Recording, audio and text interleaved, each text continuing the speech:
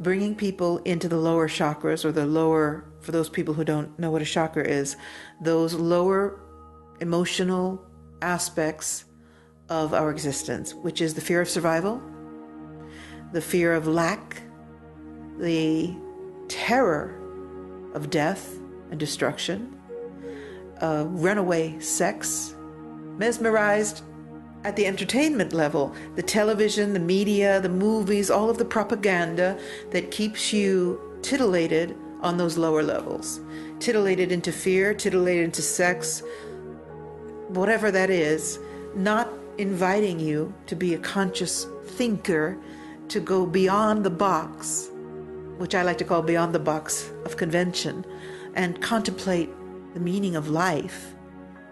What's beyond this illusion? What we're really here for?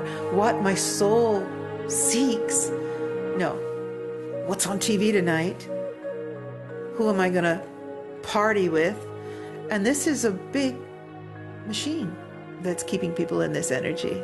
We have all the unsustainable situations that are going on in the world. You know, we've got the pollution and the world food shortages on the horizon, water problems for various parts of the world. You know, we're looking at the collapse of the dollar at any time, so they say now. You know, financial institutions keep shutting down. You can give it all kinds of reasons. You can give it, oh, it's the banks and it's the, you know, they didn't lend correctly and all this kind of stuff.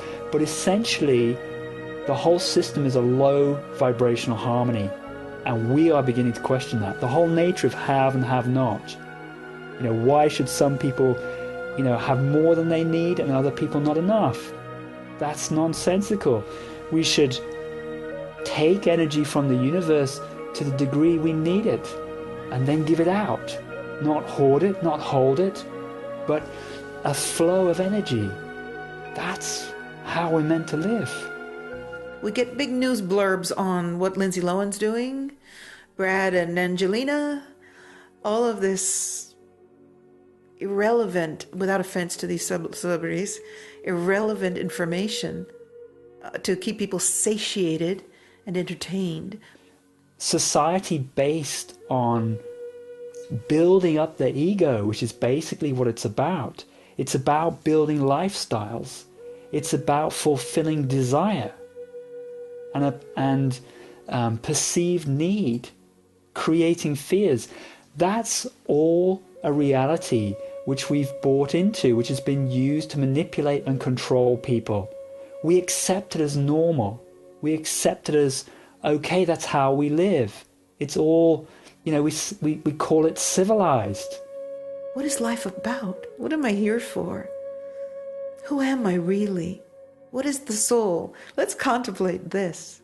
You know, this movement to the higher consciousness is going to shake apart all of those systems and structures we've put in place that are holding the lower frequency, that are fear-based mentalities, that are control and manipulation-based mentalities. And that's what this change is really all about.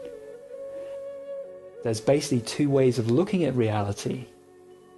You can either look at reality as if everything is separate, as if we're separate, as if we're separate from the earth, as if we're separate from the plant and animal kingdoms, as if we're separate from the heavens. You can look at life that way and struggle and fight with one another for whatever it is you want or think you need. And that comes from our kind of separateness, the relativity, if you like, in the universe. But paradoxically, the very man Einstein who talked about relativity also talked about this amazing interconnectivity of life too. He said everything is interconnected. Terence McKenna described it nicely when he said that if an alien from another planet came round the corner and saw a woman giving birth, he would think that she was in the midst of a terrible, agonizing death with a huge tumour being produced. But in fact, it's the opposite. It's a birth process, and the pain and the blood and the side effects, that's what they are, side effects. The main event is a birth event, and the earth changes are the side effects of a birthing, I think, of a new kind of consciousness, which some people would see as a sort of planetary cooperative consciousness in which we have a part to play, which could be like individual neurons in a global brain. Prior to the car crash, I was an atheist. I was a scientist. I still am. You know, I believe science and spirituality together can define reality and define the movement into the higher consciousness, which is so needed by humanity right now. For communicating this material to people who are not really open to it, I always try and provide as much scientific material for them as possible, because people do have a respect for science. Although, to put a scientific picture of this forward, it takes bits and pieces from lots of different scientists, and scientists all contribute a little bit, but individually most of them would not put their neck out and say they think anything is going to happen in 2012 because their funding will be taken away, for one thing. Science and spirituality, they're coming together. They're basically saying the same thing. And so you can talk about ascension in purely scientific terms that a quantum theorist would totally and utterly understand, and most importantly, agree with. But you can also feel it. You can also feel the interconnectivity, feel the movement, feel the natural flow, and you can watch the synchronicity at play and be a part of that. And for me, in the car crash, quantum theory came to life. You know, I experience it as many more people across the planet are now. Well, today's magic is tomorrow's science. In the past, look at alchemy. A lot of the today's chemistry came out of alchemy, and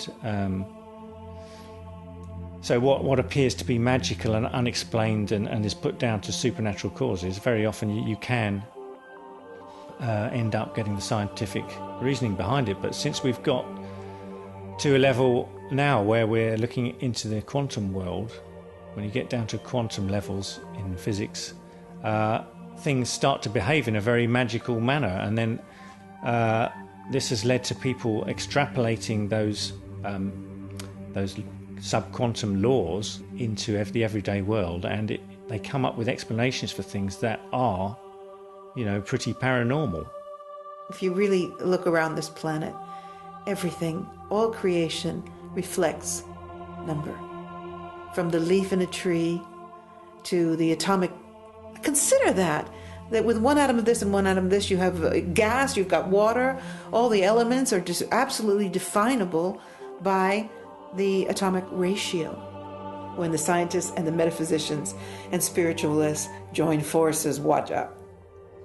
Some near-death experiencers think that the planet Earth at this current time is going through a near-death experience, and that just like people that come back from near-death experiences, when they are revived again, it's like a rebirth. They actually have been through something which is the equivalent of a lifetime of self-development courses, and it changes their whole life, and they lose their fear of death, they become compassionate and concerned with other people. It's like a complete injection of spirituality. And some people think that is going on at a global level now, and that somehow we may all go through an individual experience that is akin to a near-death experience, and that there will then be a sort of mass consciousness jump into a new level or a new paradigm, a new way of looking at things. And really that's what we need to get over the sustainability problems that the Earth is facing at the moment. If we don't have this change of consciousness, then it will be much more difficult to get through this period. Personally, this is my own little theory.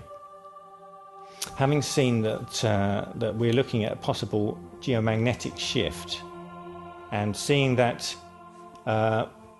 we've recently had some research by a man called Rick Strassman, who's a psychologist.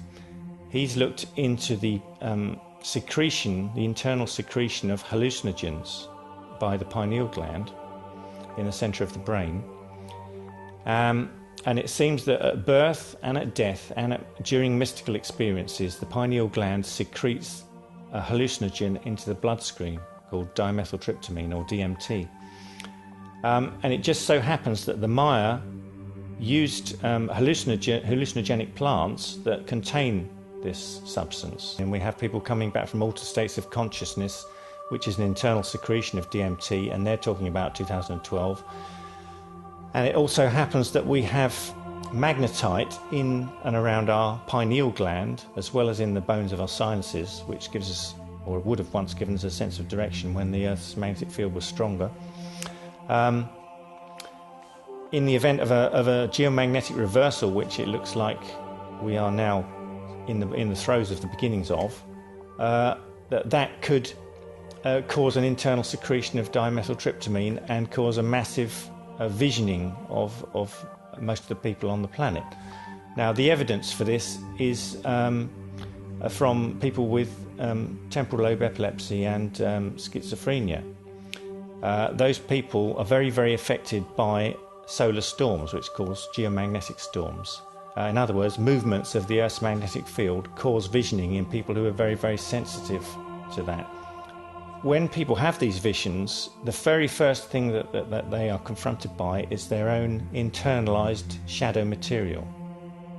So the inference is that we'll be in a much better state to cope with visions if we have conquered our own internal repressed material, all the stuff which during our childhoods we have repressed down, our fears and anxieties and our anger responses, all this stuff. Become the observer of yourself, to be watching your motivations, your feelings, your emotions and experiences in every activity, in every moment, watching yourself, watching how we have become the victims of circumstance rather than the masters of circumstance.